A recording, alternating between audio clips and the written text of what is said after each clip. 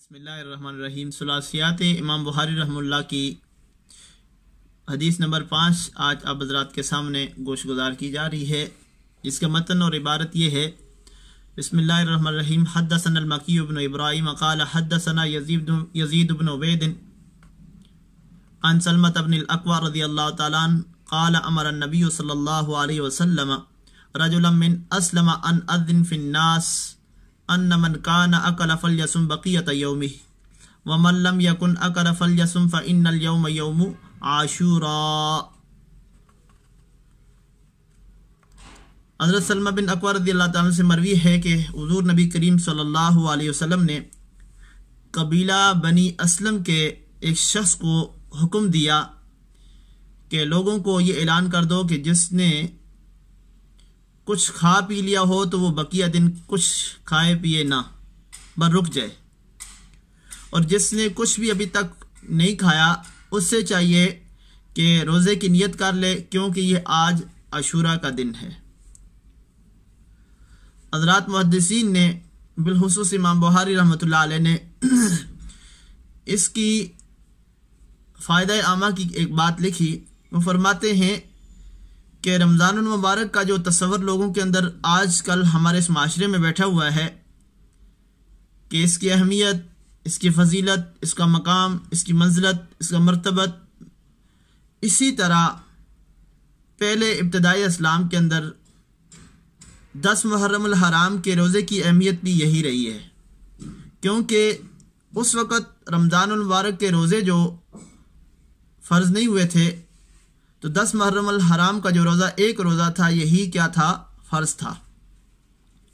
تو اس پس منظر کو میں اور آپ اگر سوچیں کہ 10 محرم الحرام کی اہمیت اور فضیلت اس وقت پہلے یوں تھی، اب جس طرح رمضان المبارک کی فضیلت اور اہمیت ہے، تو معلوم ہوتا ہے اس حدیث سے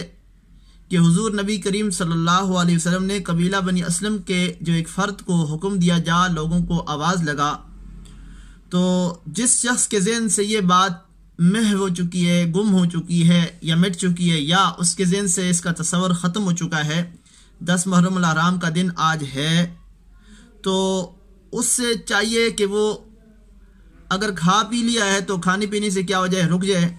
اور اگر اس نے کچھ کھایا پیا نہیں تو وہ نیت روزے کی کر لے۔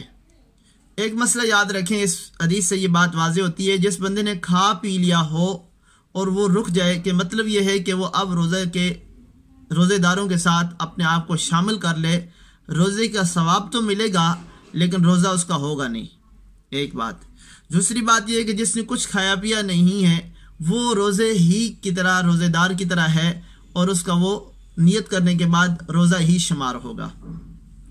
معلوم ہوا کہ 10 محرم الحرام کا روزہ رکھنا باضابطہ طور پر اس سے پہلے اعلان نہیں تھا۔ رسول مکرم صلی اللہ علیہ وسلم نے اس بات کی اطلاع دے کر کے طلوع فجر کے بعد کچھ نہ کھانے پینے والے کے لیے حکم دیا کہ وہ کیا کر لے، روزے کی نیت کر لے۔ معلوم یہ ہوتا ہے کہ جب کچھ کھایا پیا نہیں ہے تو یہ قریباً 10-11 بجے کے درمیانی اوقات کا وقت ہوگا، اس وقت میں یہ اعلان کر دیا گیا اور اسے نیت کروا کر کے اسے روزے میں شامل کر دیا گیا۔ اور جو دوسرا بندہ تھا جس نے تھوڑا بہت کھایا پیا ہو تو اس کو کہا گیا کہ رک جائے تاکہ اس کا شمار روزے داروں کے ساتھ ہو جائے۔ اللہ مجھے اور آپ کو قرآن و سنت کا فہم اور ادراک نصیب فرمائے جی۔